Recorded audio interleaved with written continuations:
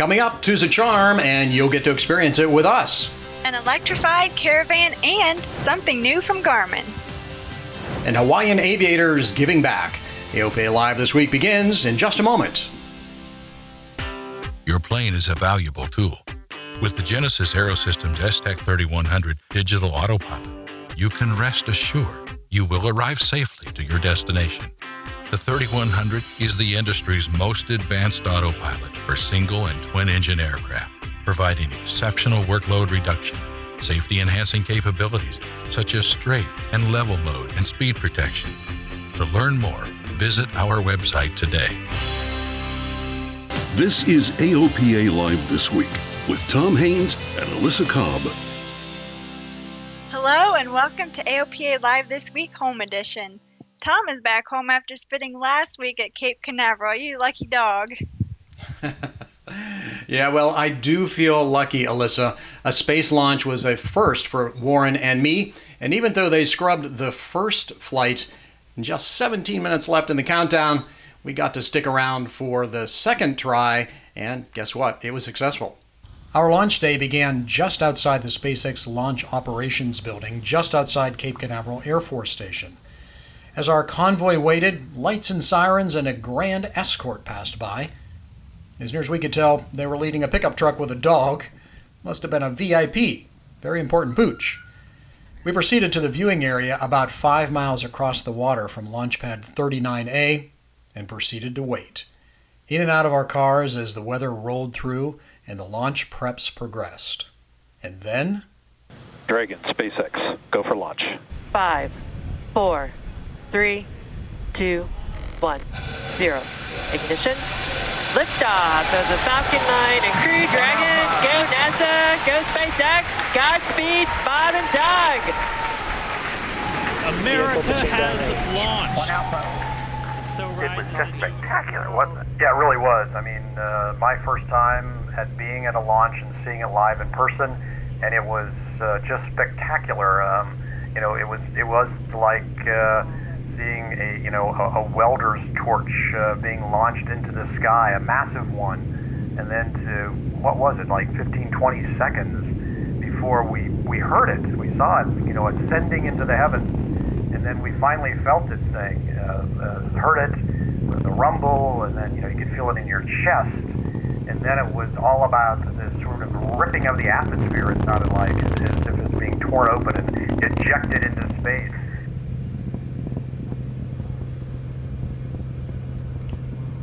All right. Woo, woo.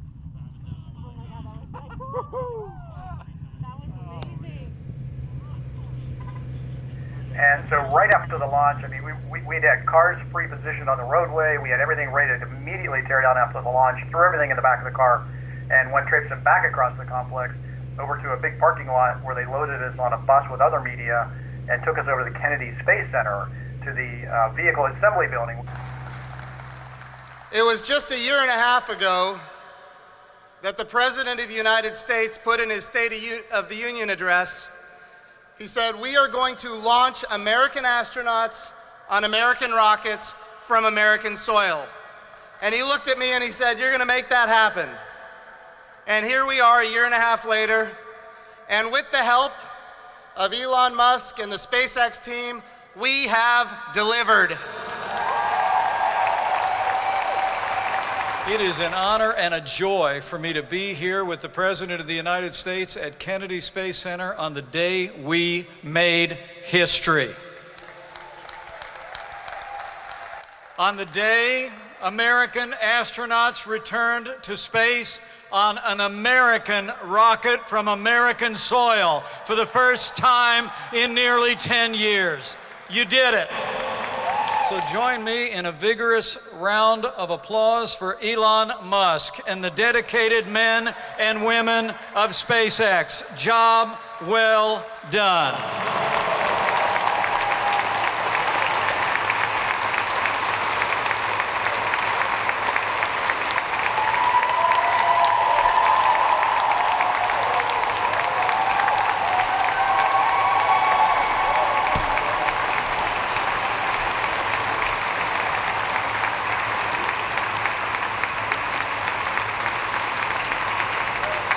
We are on the verge of our most exciting years, and next year may be the most exciting of all. You just watch. So today, as our brave American astronauts shake the Earth and blaze a trail of fire and steel into the heavens, we proclaim for all to hear that we have not yet tested the full strength of the American character, and the world has not yet seen the full glory of the American spirit. For our country, for our children, and for humanity's march into the stars, the best is yet to come.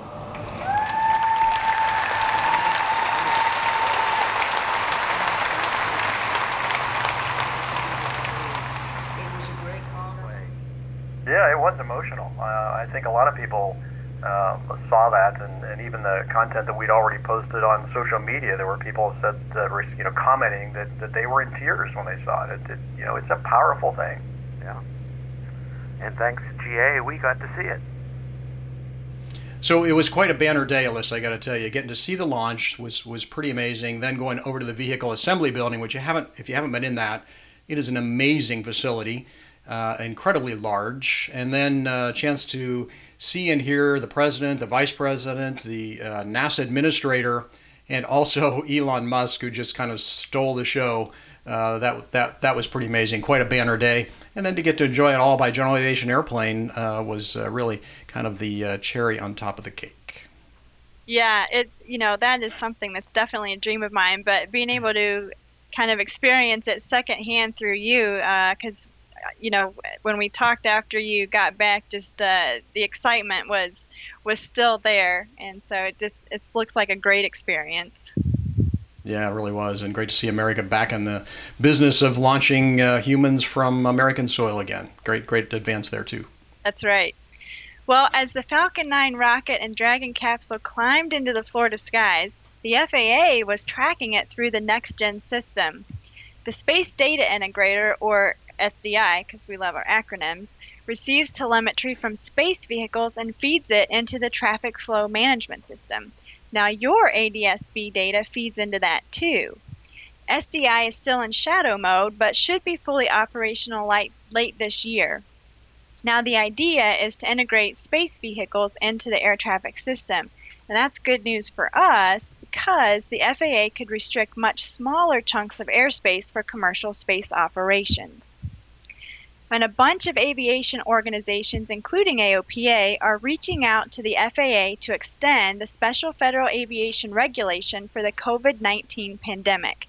That SFAR extends certain regulatory deadlines until June 30th for things like medical certificates. But it doesn't look like we're going back to normal, whatever that may be, anytime soon. So the groups asked the FAA to extend to the September 30th the deadline for medicals and renewal requirements for things like instructor certificates and knowledge tests. You can read the details on our website. And the Air Force is changing regulations to attract more female and minority aviators. So one of the barriers that was identified is that we would we had implemented policies that required all people who would go to pilot training to be eligible to fly all aircraft. And rather than looking at their individual capabilities and sizes, and then making decisions about whether they would be able to safely fly our airplanes. So the reason that we changed the policy is that we realized that we added a barrier to service that didn't need to be there. That would be required eventually, but when we say to the American public that you can't fly unless you're at least 64 inches and no more than 77 inches, we rule out a significant number of women and minorities who happen to be smaller in stature. There are many aircraft in the Air Force inventory that short or very tall people can fly, but there's a much more important goal in changing the height policy. It's important to us that we look like society in all levels, not just our entry levels, and that at all communities we have broad diversity, because diversity makes us better. It allows us to see solutions to problems we otherwise would miss. And another Air Force advance for diversity, a gender-neutral song. No more Atom Boys, give 'em the gun. Now they'll be singing, Here They Come, Zooming to Meet Our Thunder, Atom Now, Give 'em the Gun. There are changes to the other 3 verses as well, but I think that's the first verse. It's the only one that I've ever heard. So, Alyssa, lots of changes at the Air Force, and I'm sure in the other branches of the military too, as they try to build diversity into their programs. Yes, and what an exciting change, for people who have that dream. And now when they once may not have met it because of a height restriction, now they can. So that's great news. Yeah. Yep, nice to see. Well, if you're looking for a little navigation help as you go into the wild blue yonder, there's a sleek new product from Garmin. The Era 760 is the newest portable aviation GPS from the company that in many ways is more like a tablet. AOPA Editor-at-Large Dave Hirschman gives us an early look at the new device. Hi, I'm Dave Hirschman from AOPA Media, and I'm here to give you an early look at the Garmin Era 760. It's a handheld portable GPS. It works very much like a smartphone or a tablet. It can interface with all sorts of other Garmin equipment, especially the ADS-B transponders or the GDL series of ADS-B receivers. If it connects with those via Wi-Fi, Bluetooth, or Connext, it can integrate with them seamlessly. And also by itself, it's a very useful and capable standalone GPS. I flew with it on a Super Cub trip and through the mountains. The terrain features on it were really useful. I've flown with it on an IFR trip, and the arrivals, departures, and approaches are all on the unit. The screen size is 7 inches. And that's about exactly the same screen size as a traditional approach plate. So you can show the whole approach plate, you can zoom in on certain features, and the screen updates very quickly. It's less reflective than an iOS device like an iPhone or an iPad, and it's much more rugged than an iPhone or an iPad as well. It'll be very familiar with people who have used other Garmin products before. The home screen looks just like the home screen on any of the panel mount Garmins, or for that matter, the Garmin Pilot app. And then from there, the navigation is quite similar. And there's only one button on the 760, and that's the power button. Once it's on, it's got a touch screen, and it behaves very much like a smartphone. The Era 760 has a retail price of about $1,500. The battery life is about 4.5 hours. And I've flown with it for the last couple of days, and I found it to be tremendously useful for both IFR and VFR flying. You can read more about the Era 760 on our website. And you just might use your new Era 760 to find your way to the Bahamas. Yep, the islands are going to open up again to general aviation and boaters on June 15th. The Bahamas had been closed to all travelers since mid-March because of the COVID-19 pandemic. Now, this is phase 1 of their reopening. Private aircraft and boats will need to be electronically pre-registered before traveling to the Bahamas. The borders will open to everyone else July 1st. And a milestone for Epic Aircraft. The Bend, Oregon company has delivered the first 2 E1000 all-composite single-engine turboprops. The company completed its FAA type certification program last year. First customer was actually delivered his airplane in February, and it was leased back to the company to support priority engineering projects. They delivered the second customer aircraft last week after being delayed by the COVID-19 pandemic. Remember, the E1000 cruises at over 330 knots, climbs at some 4,000 feet per minute, has a full fuel payload, nearly 1,100 pounds. And the first electric Caravan has flown. They're billing it as the largest electric aircraft to fly so far. Aerotech installed a 750 horsepower Magni 500 system in a Cessna Grand Caravan. The aircraft flew for about 30 minutes. Because of the massive batteries required, get this, they weigh more than an empty Skyhawk. This e-Caravan can carry just 4 or 5 passengers for 100 miles, but they hope to increase the passenger load by the time this unique general aviation aircraft is certificated next year. And General Aviation continues to serve America during the COVID-19 crisis. In Northern Virginia, a group of pilots got together for a flyover to healthcare workers. AOPA Live's Paul Harrop has the story. Just a really special day for us to fly over the hospital and give thanks to our first responders, our EMS workers, those that are in the healthcare field fighting the COVID response. There we go, bud. It's a flight to say thank you. The general aviation community rallying in response to the Northern Virginia community. We were contacted by someone from the community, one of the volunteer nurses, or volunteer members, and they wanted to just say, hey, could we have a flyover to honor all the healthcare workers? And for many involved, it's personal. I'd like to say thank you greatly for your service and dedication. This flyover means a lot to us. My brother, my sister, and my mother are all employees at the hospital. And so thank you to both them and their service, and for everyone else. Thank you. What I had said, my family is all in Italy, but my mother was also a hospital worker, so on her behalf and behalf of everybody affected, thank you. I don't know how many airplanes there were, but it's a long line. And a lot of love sent from the formation to the medical staff. Thank you for all the hard work that you're doing, and you are not alone, and we appreciate and love you. We want to thank them for the great job they're doing and the sacrifices they're making for the community and their families. And a job well done, and we thank all the pilots that participated here. 17 pilots from Manassas Regional Airport today with this honor flight. So thank you very much for allowing us the privilege of flying today. Paul Harrop, AOPA Live. I want to say a big thank you to all the workers helping us get through this pandemic, and a very special thank you to Sam Meek. He's a Piper Lance pilot and provided every single frame of video you see in that story. Yeah, we were unable to travel to the flyover, but Sam thought it was worth sharing with our audience, so he went above and beyond to help us out. Thanks again, Sam.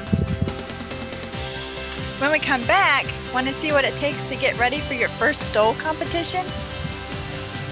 And flying the Oregon coast. AOPA Live this week continues in just a moment. The future of USB charging power has arrived. Introducing new, ultra-fast charging TA360 USB chargers. Unlock the power of USB Power Delivery PD technology. Max power. Multiple configurations. In-seat cabin, cockpit, and galley USB power. Easy to install. Backed by the best. True Blue Power, the USB experts. And AirMap's offices have been shut down, burned actually, and rioting in Santa Monica.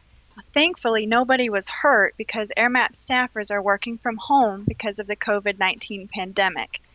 AirMap builds software that allows drone pilots to determine where they can fly safely. They're also working on systems to integrate drones into the National Airspace. If you're a pilot, you recently got one of these. The FAA is clamping down on anything it considers to be an illegal charter, and that includes some flight sharing apps. Some lease agreements can also bring down the ire of the feds. Now, you should know that as a private pilot, of course, you cannot fly for compensation or hire. But the FAA has a pretty broad definition of compensation. If you have the least bit of doubt, consult with an aviation attorney. That consultation would be covered if you're a member of the AOPA Legal Services Plan. We have more information on our website. Now, nothing illegal about this, but it sure requires a bunch of skill. The Air Safety Institute's latest Beyond Proficient video follows Ross Wilkie as he gets ready for his first STOL, that's short takeoff and landing, demo. See how he stays safe while flying at the very edge of the envelope. You can find Beyond Proficient STOL Goal in the Air Safety Institute's YouTube channel. Even with everything going on, the aviation community is alive and well in Hawaii. AOPA Live's Josh Cochran brings us an inspiring story of camaraderie from the islands. It's a beautiful day in Honolulu as 18-year-old Abigail Dang and her mentor Nobi Bunton pack up their cargo and walk out onto the ramp. They're getting ready for an important mission, delivering masks to a hospital in Hilo on the other side of Hawaii. The masks were sewn by Abigail, Nobi, and other aviators in the area. We made over 1,000, easily over 1,000. And in the beginning, it's like you couldn't make them fast enough. It was freaky, scary. You couldn't make them fast enough. They were in so much need. Transportation in Hawaii during a pandemic is especially challenging, so general aviation is a powerful tool right now. From living in Hawaii, we're already aware that As soon as a pandemic or an issue happens on Oahu, the outer islands are going to freeze up, all the barges freeze up. So you're aware of that. And so maybe 2 or 3 days into mask making, we're like, uh-oh, how are we going to get these masks to the outer islands? What supplies do they need? How can we help them? And the aviators relied on their close community to help. So we just kind of branched out. I used to be a flight attendant, so I contacted, flight attendants that I used to work with, and it just, branched out. And several local pilots are helping each other with the flying part of the missions with multiple layers of mentorship in this tight-knit group. Nobi, a CFI in training, had a chance to fly with her mentor on one of the delivery flights. She then went on to fly and mentor Abigail on the flight to Hilo, and both benefited from mentor and retired fighter pilot Annie Demko, who donated the use of the airplane for the Hilo mission. It's kind of mentoring as we go along. So we're mentoring, we're building hours, we're donating. It feels good. Yeah, so blessed to have Nobi and Annie as my mentors since the beginning. It's just guiding me through everything, just helping me with anything, scholarships, with my studying, and flying with them is so fun. And Abigail is taking full advantage of her opportunities and has big dreams for the future. Depending on the state of the industry, I would like to be an airline pilot, but I'm also thinking about joining the Hawaii Air National Guard to be a C-17 pilot, as well as keeping my eyes open in the corporate industry as well. Supporting those big dreams, along with helping others, is what this community of aviators in Hawaii is all about. So it's just so warm and fuzzy in this awkward time. And I think it's actually a blessing because we can really see the beauty and the magic that everybody holds inside, and it brings us all together. Josh Cochran, AOPA Live. Both Nobi and Abigail were also winners of AOPA flight training scholarships in the past years, and the funds gave them a major boost on their aviation journey. We'll have a story next week about this year's winners. Well, Tom, this story, it underscores the importance of mentoring and helping each other out. What an inspiration. Yeah, it's great to see the scholarships going to work and allowing people to progress the way that they did, and now making missions like that. So that's really rewarding. Got to be really rewarding for the folks at the Ray Foundation who make those scholarships possible too. So that's great. As many of us are returning to the sky as we had the chance to do last week, we continue to enjoy some of the amazing video y'all have shared with us. And this week we ride along with a Diamond DA-40 with Mark Anastas around the coastal Oregon area.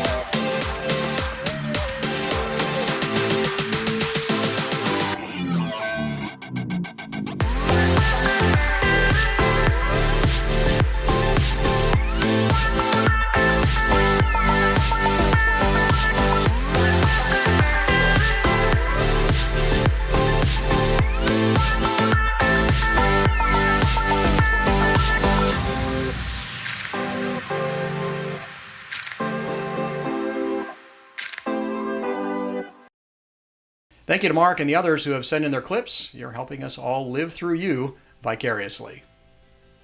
And that's it for this week. Thanks so much for spending some of your time with us. Yep. And if you're watching on YouTube, please subscribe, like, and comment. You can also send us your comments to the address there on your screen. And we hope you'll join us again next Thursday for the next edition of AOPA Live This Week.